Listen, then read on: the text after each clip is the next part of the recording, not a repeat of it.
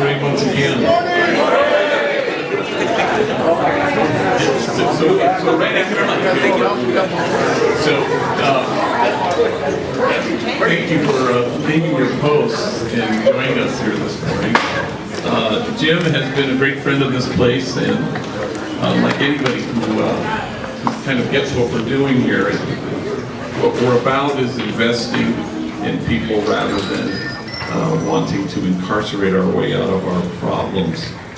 And so it's such an honor to call Jim a friend of this place, and happy that he's invested in you and in your future. So it's a privilege to introduce him now, a great friend of our humble home here at Homeboy Industries, Jim Carrey. Yeah!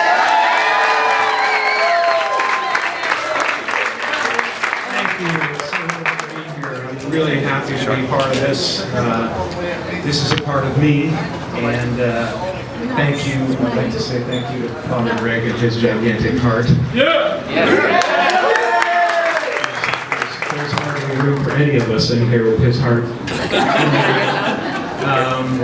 And I want to speak to the fact that I believe that this room is filled with God, and that you are heroes to me, and I admire you.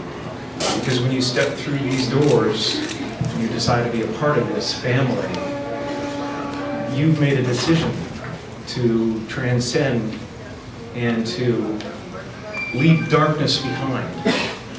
And it takes a champion to make that decision. And I really want to speak to the fact that I've had some challenges in the last couple of years myself. Ultimately, I believe that suffering leads to salvation. And in fact, it's the only way. That we have to somehow accept and not deny, but feel our suffering and feel our losses. And then we make one of two decisions.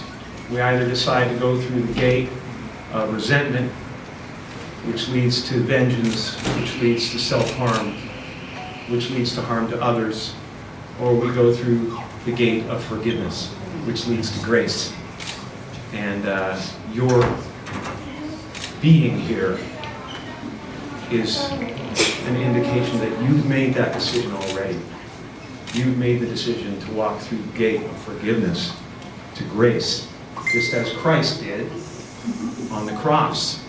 He suffered terribly, and he was broken by it to the point of doubt and a feeling of absolute abandonment, which all of you felt. And then there was a decision to be made. And the decision was to look upon the people who were causing that suffering, or the situation that was causing that suffering, with compassion and with forgiveness. And that's what opens the gates of heaven for all of us. So I wish that for all of you. I wish that for myself. I know that, no matter what I've suffered, most of you have suffered worse than that. But that's why I admire you, because you're here. And you will have grace, because this decision has been made. So I'm so glad to be with you and to be a part of this. Thank you, Father Greg. Thank you, John.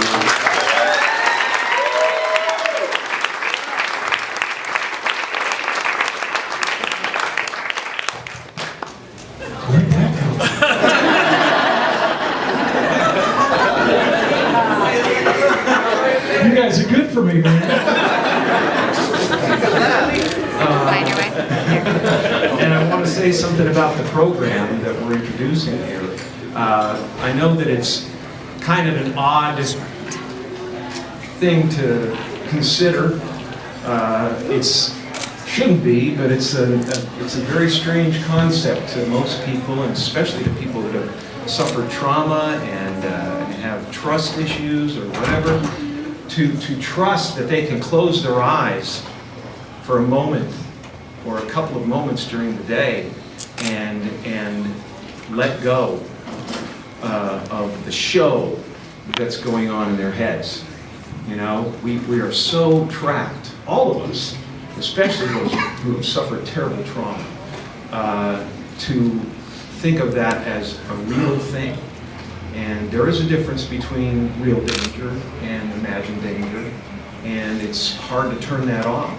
And meditation, for me, and for a lot of people, has been a way to turn that off, you know, and or recognize that those thoughts are just thoughts. And like clouds that cross the sky, they will pass on. And to gently pull yourself back to a place of peace. And just to stop the spiral of thought, man. We get up in the morning and we open our eyes and the show begins, you know, and it's a thriller for some people. And you can't help but get caught up in it. And it's important a couple of times during the day to stop and go, wait, this is just as real as those thoughts. I am bigger than these thoughts. I am bigger than this body. You know, they talk about omnipresence in church, and nobody really thinks about what that means. What it means is every cell of your body is God. Everything is God. Everything is divine.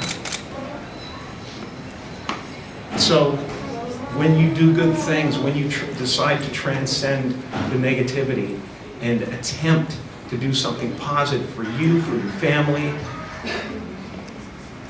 you are the heart of God.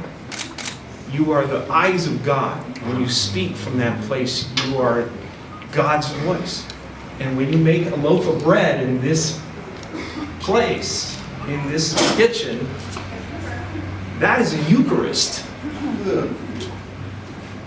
You're blessing people with your work. You're serving the world with your work, with your effort. That is a Eucharist. That is the body of Christ. You know? And I thank you for everything you're doing. You're amazing. You're champions. I admire you.